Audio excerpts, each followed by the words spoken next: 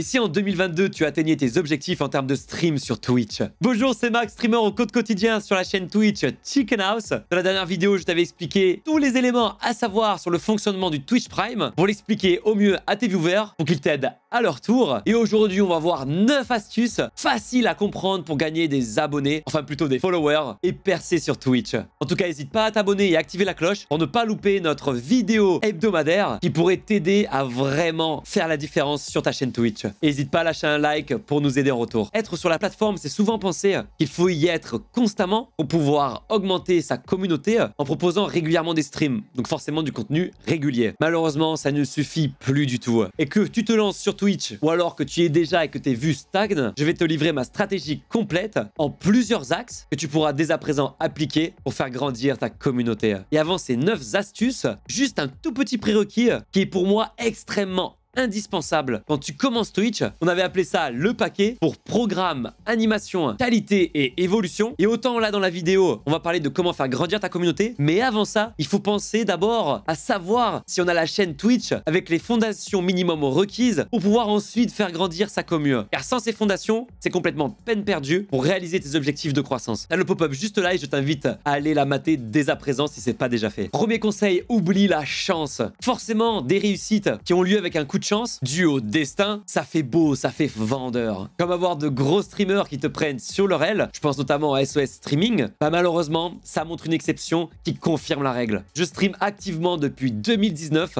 et je n'ai jamais vu quelqu'un dans mon entourage de streamers qui a réussi à percer grâce à la chance. Et tous ceux qui ont réussi, il y a forcément quelque chose derrière qui se justifie. Et pour moi, il y a vraiment une différence entre la chance et les opportunités. Et je pense que pour réussir, il faut créer justement un maximum d'opportunités.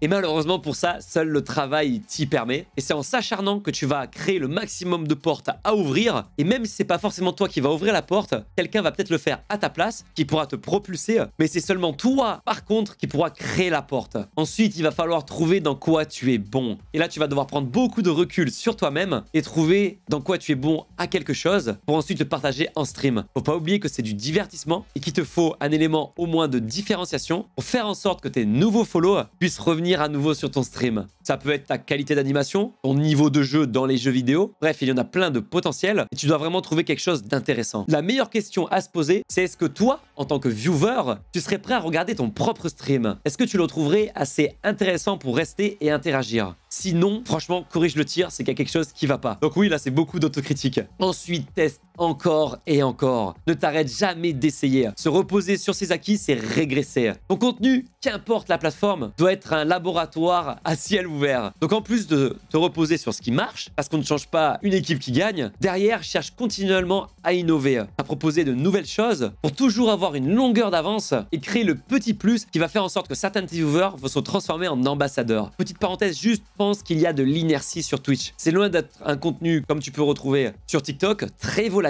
Pour mettre en place quelque chose de nouveau, il faudra l'essayer plusieurs fois. Donc si par exemple tu es un streamer gaming où tu te focalises sur un seul jeu et que tu veux proposer un autre jeu, fais-le progressivement. C'est vraiment une règle d'or sur Twitch. Le conseil le plus important, c'est de multiplier ta présence sur d'autres plateformes, d'autres canaux pour augmenter ta visibilité, puisque le point final, ça restera toujours Twitch. Aujourd'hui, des dizaines de personnes testent Twitch tous les jours. Il suffit pour ça d'aller directement sur une catégorie de jeux populaires, admettons Warzone, et jette un coup d'œil un peu sur les spectateurs décroissants. Et là, tu vas vite voir que tu peux être noyé dans la masse des tout premiers viewers, avec une liste clairement interminable. Et ton objectif, ça va être clairement de sortir de cette liste-là. Et aujourd'hui, être présent uniquement sur Twitch ne fonctionne plus du tout. Hors exception, comme d'habitude, il va falloir que tu réussisses à gagner suffisamment de nouveaux follow pour augmenter ta moyenne de viewers. Et là, 2 solutions. La première, ne joue pas en équipe seule. Les feats, c'est très important. Le fait de streamer avec un ou d'autres streamers et streameuses, car en plus de toi-même découvrir un autre créateur de contenu, cette personne-là, contrairement aux viewers, tu as l'habitude de jouer avec eux, c'est quelqu'un qui va partager la même vision que toi, celle du divertissement. Tu es là pour faire du spectacle et divertir, et ensuite vous partagez vos communautés respectives. Et là, pense qu'il y a aussi une inertie. Tes deux communautés ou plus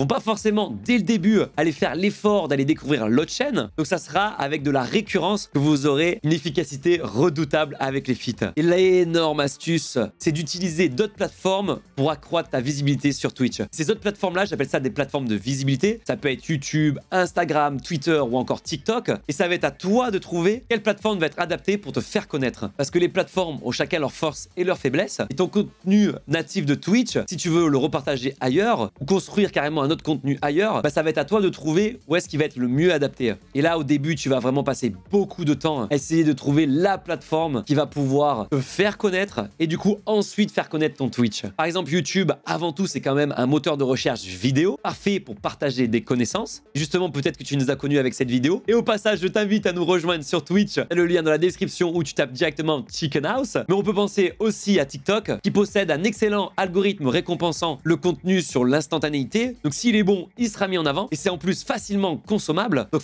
aussi facile à produire. Et d'ailleurs, il y a un petit pop-up ici, je t'invite à cliquer dessus pour aller voir mes meilleurs secrets pour atteindre exactement 200 000 abonnés sur TikTok en l'espace de 8 mois. Forcément, tu t'en doutes, ça a grandement aidé mon Twitch et je te livre tout ça sur un plateau d'argent. Prochaine astuce, c'est fais un mix entre le contenu créé pour ton stream et le contenu de visibilité qui va te permettre de faire grossir ton Twitch. Car tu dois te poser la question par rapport à l'astuce précédente, et t'es mignon Max, mais comment je fais pour faire tout ça en l'espace de 24 heures? Et en fait, c'est un équilibre que tu dois trouver et qui dépendra notamment de ta plateforme de visibilité et l'énergie que tu veux mettre suivant les objectifs que tu vas atteindre, et tout ça pour développer ton Twitch. Par exemple, je bosse 12 heures par jour, 6 jours sur 7, pour aussi un peu le dimanche, et pourtant je stream que 6 heures par jour, car tout le temps restant permet justement d'apporter de la visibilité à mon Twitch. Évidemment, personnellement, je rêve du jour où je pourrais déléguer énormément de choses, c'est déjà un peu le cas, mais à plus grande échelle, pour me focaliser uniquement sur le stream, car c'est là où je me le sens le plus à l'aise. Mais bon, au début, on n'a que 2 ailes pour faire tout ce travail, et c'est là où c'est très important de trouver son point d'équilibre. Et là, est-ce que tu es prêt à écouter le conseil qui va faire le plus mal? Être prêt à ne plus avoir de vie. Car si tu écoutes un peu les streamers, globalement, il y a un point commun qui le relie quasiment tous.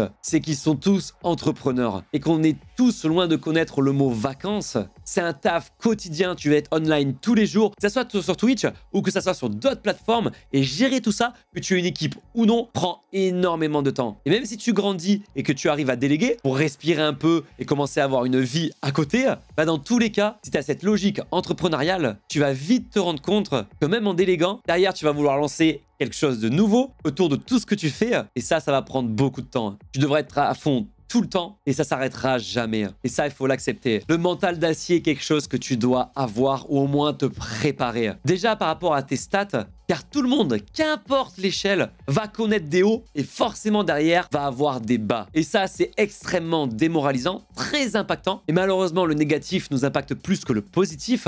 Donc là, il y a un gros travail de développement personnel à avoir pour essayer de créer une distance par rapport à ça. Et des fois, ce qui est extrêmement frustrant, c'est que t'as beau essayer de tout faire, bah c'est très dur de remonter la pente. Et ça peut s'expliquer par des choses qui sont incontrôlables. Exemple tout bête, la fin des grandes vacances où tu faisais des super stats et la reprise de la rentrée. Et ça va casser l'usage. Que ça soit une personne qui soit à l'école ou quelqu'un qui travaille, forcément le divertissement change aussi de rythme et l'habitude peut vite se perdre d'aller venir te voir tous les jours en live. Mais par contre, continue bien à charbonner, car le jour où ça repart, profite de cet élan à 100%. Pendant la période de creux, capitalise à mort. Et on va pas se mentir, ton objectif, c'est que Twitch fonctionne et qu'importe ce que tu veux derrière, soit en vivre ou alors avoir une communauté suffisante pour interagir et partager ta passion. Mais dans tous les cas, tu t'exposes et tu deviens une personnalité publique. Et là, il faut vraiment que tu te prépares mentalement, car il va y avoir un nombre de rageux qui vont venir te casser les couilles, littéralement, et souvent aux critiques qui sont complètement creuses, juste dans l'objectif d'être destructif. Et dans ces moments-là, il va falloir vraiment que tu prennes beaucoup de recul et que tu comprennes que tout ce que tu fais, c'est pour ta communauté, pour les vrais, ceux qui sont présents. Et de toute façon, à force que tu grandiras, ce nombre de personnes seront de plus en plus noyées dans le chat comparé aux personnes qui sont vraiment là pour toi. Et moi, par exemple, sur ma chaîne, j'ai carrément une récompense qui permet de se troller entre viewers en bannissant temporairement quelqu'un. Et des fois, le temps de bannir une personne, les viewers ont eux-mêmes utilisé cette récompense pour les tèges. Et dans ces cas-là, faut vraiment pas pas hésiter à ban. Et la plus grosse erreur quand on vient de débuter, c'est qu'on a tendance à ne pas vouloir bannir quelqu'un, et pourtant ça se repère vite, quelqu'un qui est là pour casser les couilles, et honnêtement tu vas perdre ton temps et ton énergie, et oublie pas qu'une pomme pourrie peut vraiment faire pourrir toutes les autres pommes dans ton panier. Je veux dire par là que si tu hésites, que tu veux pas bannir la personne, etc., parce que c'est peut-être un viewer de plus qui va t'amener peut-être à débloquer l'affiliation, et ben malheureusement une personne toxique peut te faire fuir les vrais. Et à mes yeux, quelqu'un qui franchit la barrière du respect doit être instant ban. Et que ce soit quelqu'un qui est là pour faire le mariole, essayer de passer en douce, tu sais un peu le casse-couille au fond de la classe qui provoque toujours les profs et qui n'utilise pas les mauvais termes pour prendre des heures de colle instant parce qu'il est suffisamment malin, ces personnes-là doivent être ban